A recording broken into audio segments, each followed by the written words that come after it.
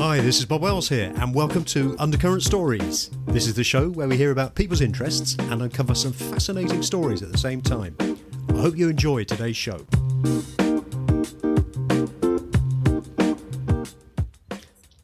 Hello and welcome to Undercurrent Stories. In today's show, it gives me great pleasure to be joined by Danielz from T.Rextasy. T.Rextasy are the world's only officially endorsed T-Rex tribute band, and they're just about to start their 2024 tour, which opens in Milton Keynes on the 26th January. For me, this is a fantastic opportunity because having been a T-Rex fan for all my life, I got into them when I was about 13. I never actually saw T-Rex live, but I saw T.Rextasy in Stamford about 2 years ago, and they were absolutely fantastic. So that has to be the next best thing. Hello, and welcome to the show, Danielz. Hello, how you doing, Bob? I'm good, thank you. Yeah, on this lovely winter morning, nice and bright. Yeah, well, it's warm where I am, so that's well, okay. That's good. Okay. Thank you so much for coming on the show. That's a pleasure. Before we talk about your life and work with T.Rextasy, just tell us a bit about yourself, your life journey, and how you developed an interest in music. Yeah, well, you just mentioned 13. I think that was about the time when I got into music as well. Before that, it was kind of, football. It was always sport. Then I heard, really, it was Marc Bolan that got me into music quite strongly. I was always, heard the Stones, the Beatles, the Kinks, that kind of thing.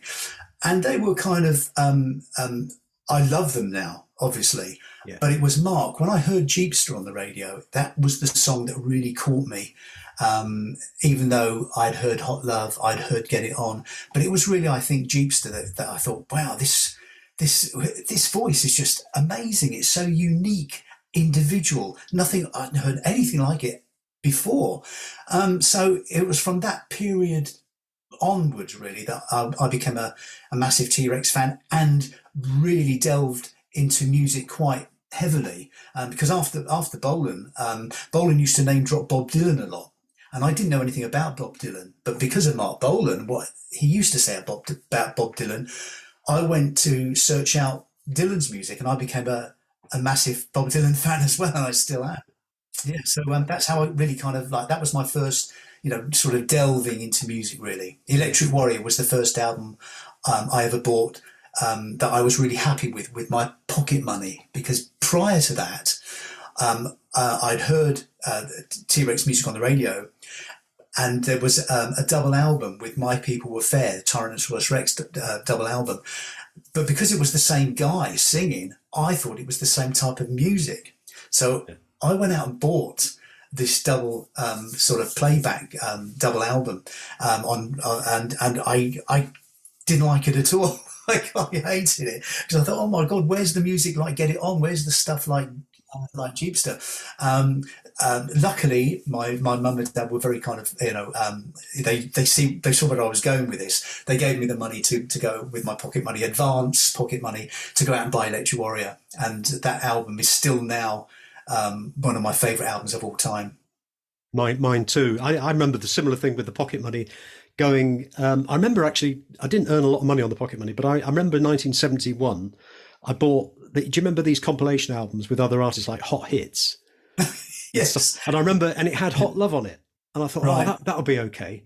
And you listen to it and you're thinking, nah. So, I remember those albums well. Yeah, I eventually sort of saved more money to buy them. But I used to buy T-Rex singles on the strength of it being T-Rex without having heard them. I just made sure I got to the record shop. Yes. Right, yeah. The great thing about T-Rex Records, of course, is when the Wax Company, Marc got his own record label together, there was most of the time 3 songs on, 2 on the B side, 1 on the A side, which was unheard of at the time. And one of my favourite of all time B sides has got 3 songs on it. The B side of Get It On, it's got There Was a Time, Raw Ramp, Electric Boogie. It's got to be one of the best B-sides there's ever been. It's so, even now when you listen to it, it's remarkable. It really it's like a mini opera, that one, isn't it? The way it sort of changes. That's exactly what it is. Yeah. Little kind of like, just a few minutes, 3 songs crammed onto this groove. It was absolutely amazing when I heard it, and I still love it now. And in fact, we've been coming on stage to There Was a Time and going into Raw Ramp and Electric Boogie. We've been doing that now for the past couple of years or something, because it's it grabs you. Yes. Yeah. And what about the sort of learning the guitar? Was it Mark who inspired you to play the guitar, do you think? Absolutely, yeah, it was, yeah. I mean, I lived in Germany at the time when T-Rex were really, really big, sort of, 71, 72, 73. And I got a cheap Spanish guitar, hated it, didn't like it at all. It was one that was with gut strings on it. And I thought, this doesn't seem right. Because at the time, I didn't know about Gibson Les Pauls or Fender Stratocasters. I thought a guitar was a guitar. In the end, of course, for a Christmas present, I got a Framus Strat type guitar. Framus, yeah, I remember. Jan Ackerman used to play in Focus, but obviously, a cheaper version of that. And I didn't have an amplifier. And I didn't understand at that time, it was an electric guitar. How do I get the sound out? So I had to find out about amplification. So in the end, I had a little amp. I can't remember what it was now, but it was like a little practice Fender amp thing that I plugged in. But yeah, I learned to play guitar just because I wanted to be like Marc Bolan, even at that early teenage age. And did you have any lessons at all? No, didn't have any lessons at all. Completely self-taught. A bit like, some of my favourite guitarists are kind of self-taught. People like Mark, of course. People like Jimi Hendrix, who's also one of my favourite of all-time guitar players. I think when you're self-taught, you end up having your own style. Yeah. And even though my style was basically Marc Bolan's style, it was still a style that I wanted to. I think if I took lessons, all those sort of individual nuances like that Marc Bolan, that how he played his lead guitar solos, especially, Tony Visconti, who I know very well now, is a really good friend of mine, who was Marc Bolan's producer. Yes, he said to me, "There's one thing about Marc Bolan's guitar solos. A lot of the time, he ended up playing a solo on a minor note rather than a major note, even though it was in a major chord." Which is completely, that's how it's kind of like different. Now, if I was learning a guitar through a teacher, he probably would have said to me, "No, you can't do that. You can't do that. It's, you've got to end on a major note because it's in a major scale."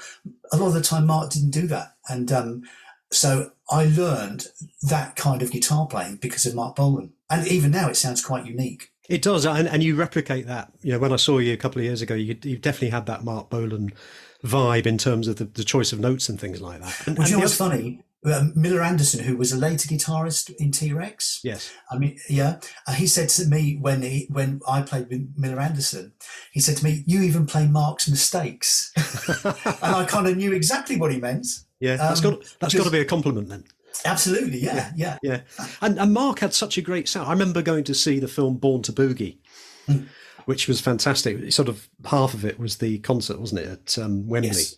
And that sound he got there on the electric guitar, I think he was using, was it a vamp amplifier? Yeah. The thing is with Born to Boogie, it's a lot of it, of course, was overdubbed, guitars and some of Mark's vocals as well. They just had to be overdubbed purely and simply because of the noise at Wembley and also the time it was recorded. So Tony Visconti did his magic, and of course they went into the studio and did what they had to do. But Mark's guitar sound at that period of time was amazing. He only used vamp amps for a very, very short period of time. I mean, already by 1972 and just before 19, he'd already ditched vamp. And from then on, right until the day he died, he used HH. Which were transistor amps, weren't they? Which, yes, yeah, but are fantastic. I've never played through an amp as fantastic as an HH IC100. Right. And that's the model Mark used to use. And that's the model that I use. And you just plug it in and you get this remarkable sound, especially if you're playing a Gibson Les Paul standard through an HH amp. You don't need any. I've had people saying, "Well, what effects do you use?" Yeah. And I said, "I don't use any." Well, so is there an overdrive within it, or is it just a case of turning it up? There's an overdrive in the amp, a remarkable sustain, which you don't seem to be able to get through a Marshall or a Fender amp. Mark's solos on things like Rabbit Fighter and Rock On the slider. I think they were particularly good. And I don't know whether they were double track, but there was just a really good sound on them, I think. What are your thoughts on those? And of course, you mentioned Rabbit Fighter, of course, Ballrooms of Mars. Yes. The soloing on that is beautiful. Yeah. What annoys me about some people when they criticise Marc's guitar playing is that they haven't listened. They've heard, but they haven't listened, if you know what I mean. Because some of those soloing was absolutely gorgeous. I mean, a lot of Marc's guitar playing, Ballrooms of Mars, Rabbit Fighter, they were kind of double tracked. And Marc, a lot of the time, what he used to do, he used to play solo, but when he tracked it, he didn't necessarily play a tracked solo. He'd play a different solo. So you have these two solos fighting against each other, but working beautifully. And Buick McCain, you mentioned the slider as well. Things like Buick McCain and the backwards solo on Chariot Jugal, for instance, come across as still unique. I mean, I know Hendrix was doing backward recordings, at an earlier age, but the way Marc used backward recordings was still, it came across as pretty special. Yeah, and also I agree with that, and also some of the simplicity. So you take something like, I could never work out when I was a kid whether it was strings or guitar, but the solo in something like Children of Revolution, which built up to that bit at the end, where it sort of screeches. Absolutely fantastic. Absolutely, yes. Yeah, of course, Tony had a big hand in the strings, and he used to say, we need to put strings on this. A lot of it was kind of like superstitious in a way, because the first big hit had strings on it, so they decided to put strings on every single at that time. And Children of the Revolution, of course, the strings are so strong. Yeah. Visconti was and still is an absolute genius when it comes to strings and his writing of the strings. How much do you think Tony Visconti sort of got that formula and that influence with that sort of 72 T.Rex sound? How important was it? I think, I've always said to Tony that I felt that he was the fifth member of T.Rex. He was certainly more important than someone like Mickey Finn, dare I say it, because Mickey and Marc looked so good together. But musically, of course, Visconti brought in this musicality that without his input, Marc would have had great songs, but he wouldn't necessarily have had great records. Yeah, because I think Tony brought in this element that really, really did. And of course, Marc's guitar sometimes used to be out of tune in the studio. So Tony Visconti used to, he told Marc once, and Marc blew up at him, saying, you don't know what you're talking about, don't you tell me I'm out of tune. So what Tony used to do, when Marc used to go, and the band used to go out the studio, he used to go in the studio, tweak his guitar and get it in tune for him. And he told me that on a couple of occasions. But Tony was a big had a big hand in making those records what they were. I don't think they would have been quite as good without Tony's input. No, and I know it's a very difficult question to ask, because if you're anything like me, it changes over time. But do you have a particular favourite T.Rex single? Metal Guru. It's always been Metal Guru. I think at that period of time, it was like glam rock was at its peak. Marc he just innovated the whole glam rock scene anyway before any of those other people. And at that period of time, Metal Guru, it was almost like Tony and Marc were the glam rock era of Phil Spector. It was that wall of sound. And when you put that CD or needle on the record now, and when it just blasts in on that G chord, it's just like, wow, where did that come from? How did they get that sound at that period of time without millions of overdubs? Because when you listen to the multitrack, I've got the multitrack of Metal Guru, and when you listen to the multitrack, there's not that much on it. It's absolutely amazing. There's a couple of Marc's acoustic guitars, electric guitar, saxophone, and of course Tony's strings. But when you consider how forceful that intro is, you think there must be absolutely dozens and dozens of instruments sort of overcrowding the intro. And there really isn't. That's the genius of Tony's production, I think. For me, it was Telegram Sam. But it changes with time, you know. And you got singles like "Get It On," which is "Hot Love," "Ride a White Swan." They're all there, aren't they? They are. I mean, with the way I look at it is when Marc and Tony split up their partnership. Sadly, the records did change, and Marc went into a different direction. I think with Marc, he saw David Bowie going into his like Plastic Soul or whatever. I think Marc wanted a piece of that, but he was really a rock and roller deep down. And that's the reason I love T.Rex, because I was into the sound that he was making at that time. I never wanted Marc to change because I got into T.Rex because of that sound and what he was doing. And when he did change, I was still a fan, but he never kind of equaled what him and Tony Visconti did together.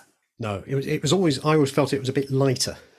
It was, yeah, absolutely. T.Rex light almost, but I think Marc's songwriting was always good, and you listen to albums like Futuristic Dragon, for instance. The songs on there were so good, but I sometimes think, oh my goodness, if Marc and Tony were still together, those songs would have been absolutely terrific records. Marc, I think the last album as well, Dandy in the Underworld, Marc was getting back to kind of like the basics, and it was such a shame that was his very last album, because it would have been interesting to see, especially if Tony and Marc got back together again, which they were speaking again, they were on speaking terms. It would have been absolutely amazing to see what would have become of that.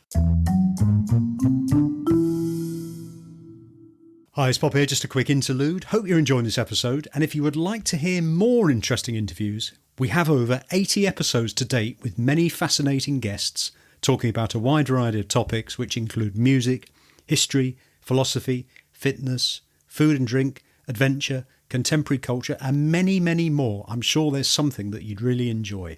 So all you need to do is just visit undercurrentstories.com or search Undercurrent Stories in any of the podcast platforms. And now back to the show. Getting on to T.Rextasy, but before we do that, could we just talk about some of your solo stuff that you did? Because I've been listening to Baby Factory. Yeah, well, I've gone through various stages in my career. I mean, I was actually signed up by Angel Air Records, which was more of a hard rock label, and I had an album out with a band called Tara Zara, and we did hard rock songs, and that came out just a few years ago. It should have come out in the 80s when we were on TV and all that, but sadly we never got the deal that we wanted. So I had to wait till T.Rextasy really to get a deal with Angel Air to get my solo music out there. But it's nothing like T.Rex at all. And then, of course, you mentioned Baby Factory. That came years later.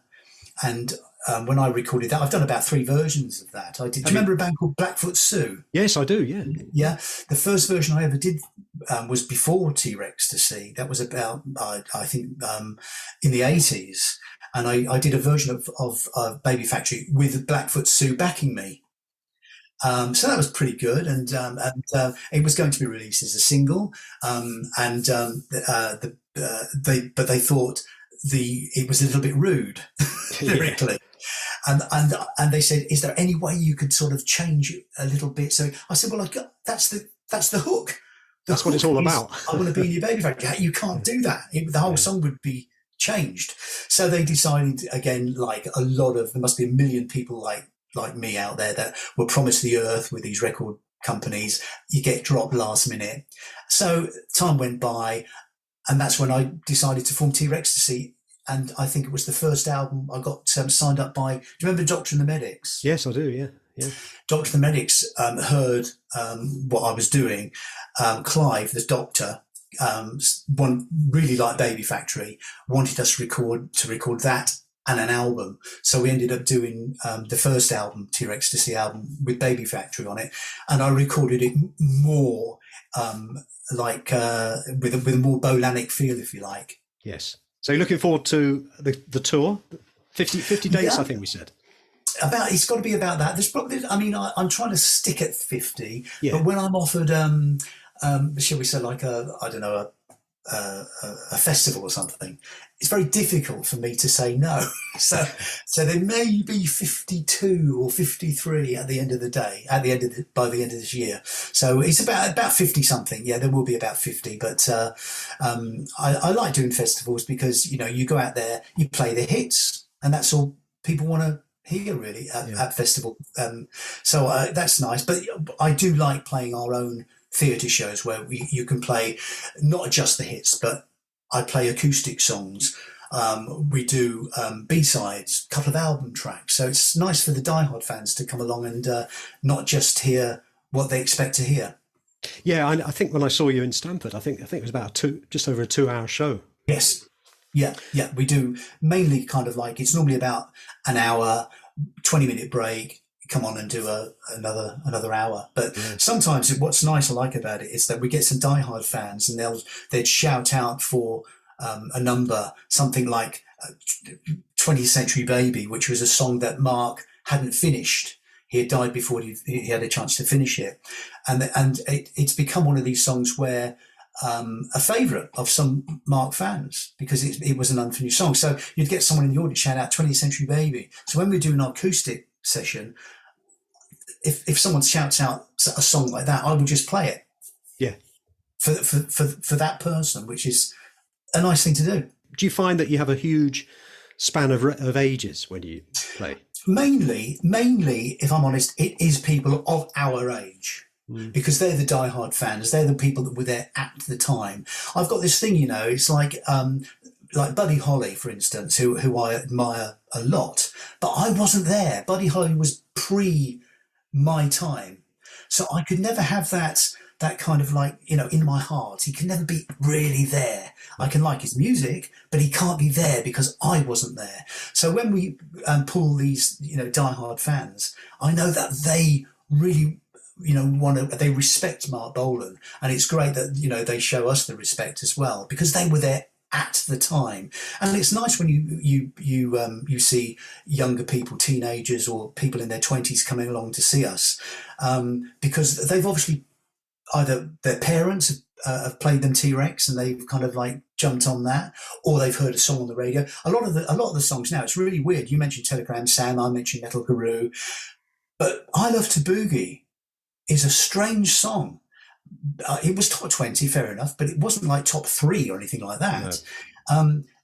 It was very weird when you so many people say, that's my favourite T.Rex song, I Love to Boogie. And a lot of that came from the fact that, do you remember the film, the ballet yes. film? Yeah.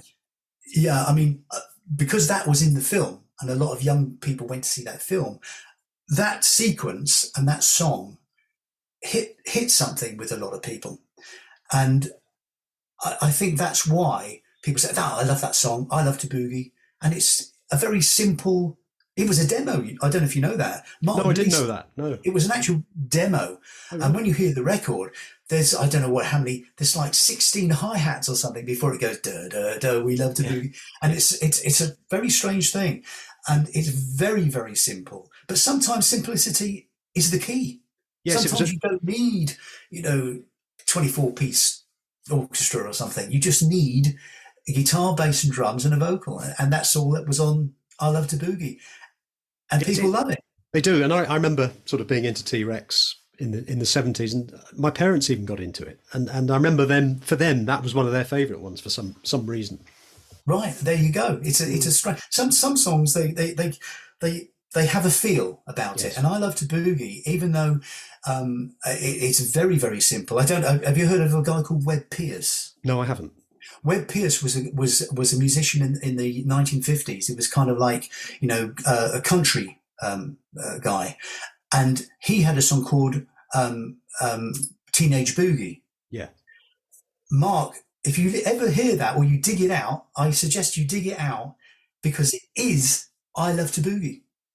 It's exactly the same. Even the lead guitar solo that Marc does in the middle is the same. Marc just copied this guy from the 50s, and it's identical except for Marc's weird and wonderful lyrics to this song called Teenage Boogie. So Marc, really knew his stuff. Yes. A bit like Bob Dylan, but Bob Dylan knows his stuff. I mean, he really, really likes these sort of old English folk songs. Well, Marc, of course, really loved old American rock and roll, and he really knew his stuff. And but I'd never heard of Webb Pierce before Marc recorded "I Love to Boogie." Daniel, you mentioned that you met Tony Visconti on a number of occasions. What other people connected with Marc have you sort of met over the last 30 years? Well, Tony's probably the closest friend I have in amongst the T-Rex circle of people, because he's been on stage with us quite a few times and conducted a string quartet for us quite a few times and played bass for us as well. But Mickey Finn came on stage with us. Not in great health, but it was nice of him. We did a duet together, Spaceball Ricochet. I heard that actually. That was really good, and it must have been very eerie, I would have thought, for Mickey. Yeah, well, Mickey and myself, we were going to actually record acoustic songs together, but of course, sadly, there was never the time, and he died. But it was nice knowing him, and I knew June, Marc's wife, as well. I do know Gloria. I mean, the nice thing about Roland Bolan, Marc's son. I mean, he's been on stage with us a few times. In fact, the very first time that he ever appeared in this country live was with us at the Cambridge Corn Exchange. So that was nice. We sang "Dreamy Lady" together, so that was really nice. But as for the other musicians of T-Rex, I mean, I know Bill Legend really well. But I never got to meet Steve Curry, no. And crazily, out of everybody, I never got to meet Marc, even though I saw T-Rex live 4 times. So you did actually see Marc live? Yeah, wow. I saw T-Rex live twice in Germany because my dad was in the army, and then I saw, when we came back, I saw T-Rex live at the Lyceum in '76 and at the Rainbow in '77, and of course that was Marc's last ever London date. Yeah. And I have to ask this question: when you're up on stage, and obviously you look very much like Marc, you sound like Marc, you've got the same moves and everything, and you play very similar guitar. Do you feel the spirit at all of Marc coming through you, if you know what I mean? The strangest thing is, a very good friend of mine, his name's Harry Feld, and Harry is Marc's brother, and he's very close. We're quite close, actually. He's been to see us countless times. And the very first time, years and years ago in the '90s, when I first started, he was a big guy, Harry, and he grabbed me, picked me up. I've actually got a photograph of it as well. Someone was there with a photo. I've got a photo, and he's like a big bear, picks me up, and he says, "Marc's looking down on you." And that was one of the nicest things, I think. It was, and ever since then, Harry's been a really good friend of mine. So I'm not a very spiritual person. In some respects, I wish I was. I'm not one of these people that said, "Oh yeah, I can feel, Marc's presence" or anything like this. I'm not really that sort of person. Yeah. Other people have said very strange things about what I do, and Marc's there and he's by your side and all these eerily things, but I'm not one of those people. I just enjoy what I do. I'm a very big fan, and that's kind of where it ends really for me. Yeah, and I guess you must get the feeling when you're up there that actually playing the guitar like you do, singing the songs with the audience and everything, wearing the similar clothes and the hair, that's what Marc must have felt like. Yeah, I mean, I think that the difference is, of course, when Marc went on stage, he had license to do whatever he wanted, and people would just scream and shout. But with us, we've got to, have to kind of extra attention has got to be paid really to get the songs right, to get the lyrics right, to nail those guitar solos. With Marc, he went off on one. He used to change his lyrics. No guitar solo sounded the same twice. But I haven't got license to do that. No. When people come to see us, I think they expect us to play like T-Rex did live, and also, in some respects, get the how the record sounded as well. Yes. And do you find before you go on tour, do you know the songs totally off by heart, or do you have to have a little period of practicing beforehand? Yeah, I mean, you think I'd know them by now, wouldn't you? And I do, but there's something at the back of my head that always, I'm always rehearsing in my head. Yeah. Lyrics, especially. Oh, right, yeah. Marc's lyrics, they weren't the normal everyday I love you lyrics. They were off the wall. So it's important to kind of nail those lyrics. And even though I do know them and I know them, I still feel that in my head, especially on the way to a gig, I'm still going through the lyrics in my head. And I don't really know why, because I do know them. But it's just one of those things. Yeah. It's my insecurity. Well, yeah, I suppose you want to get it right for the audience, don't you? Yeah, exactly. In terms of your own music, are you still writing? Yeah, I still write. I've got like a pile of songs that I keep on saying, one day I'll get round to, get into a studio. I'm not one of these people though that want to do, recording at home. If I want to do it, I want to do it properly, and I want to go into a studio and have a producer and an engineer, get things mic'd up properly. And if I can't do that, I'd rather not do it at all. So I'm still hopeful that maybe one day I'll go back to writing and recording my own material. Yeah, perhaps have a chat with Tony. Yeah, well, Tony, the only problem is, of course, Tony lives in New York, and if he lived in England, it might be a little bit different. Yeah, that's great. So the tour starts in the middle of 26th, isn't it, of January? 26th. We're in Wavendon, the Stables Theatre, and then the day after that we're in St Albans Arena. And then we're in a few days after that, we're in the Harlington in Fleet. Yeah. We're quite busy. It's busy time now. Yeah. It sounds great. One more question I've got for you, if you don't mind, is if we've got any listeners who are listening to this episode and they'd like to become involved in the music industry, it doesn't necessarily have to be in the tribute section, but generally in the music industry, with your experience that you've had over the last 30 or 40 years, what advice would you give, Daniel? Well, I think nowadays it's a lot tougher for musicians and bands to get gigs, purely and simply because so many clubs and pubs are closed. They've closed down. I mean, we're lucky because we kind of like got up to that level in theatre level, but I do feel for a lot of original bands, especially where they think, well, where can we play? There's so many places that have closed down. What I would say is, if I was a musician that was a lot younger, I would say write your own material first and foremost. Write your own material, get out there, push those doors down and get as many gigs as you can. It's not like X Factor or Britain's Got Talent where, people seem to want instant fame, and some of them do get instant fame, but only for 5 minutes. I think if you're a real musician, you want to get that out there and play, whether it's in a theatre or a pub or club. Get out there and play live and learn your craft. That's what I would say. Oh, well, thank you for that. Useful advice. Where can people find out more about T.Rextasy? Well, there's our website, which is www.trextasy.com. So no dot between the T and the R. Or our Facebook page as well, which is Facebook T.Rextasy.com, and there's a great unofficial page as well, which is always building up, which is great for fans that want to put their own photos, video clips, that kind of thing, and that's the T.Rextasy unofficial Facebook page. Okay, well, we'll put all those on the show notes. Daniel. Excellent. Daniel, it's been a really great conversation. It's been great to talk to you about your music, T.Rex and T.Rextasy, and I'm looking forward to seeing you perform sometime soon. Yeah, drop in. Don't forget to come backstage and say hello. I will do. My guest today has been Danielz from T.Rextasy. You can catch up and see T.Rextasy live in concert this year, dates of which can be found on the website and in the link that we should be found on the episode show notes. Thank you for coming on the show, Danielz. It's been an absolute pleasure.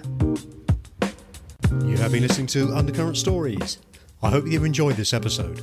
Please feel free to share the show link to your friends and family, and if you have 60 seconds, I will be most grateful if you would please rate and review. To hear more episodes, please subscribe to the show and visit undercurrentstories.com. If you leave your email in the link, we will notify you as soon as new episodes are released. Also, check out our social media links, details of which can be found on the show notes. Until next time, this is Bob Wells wishing you all the very best.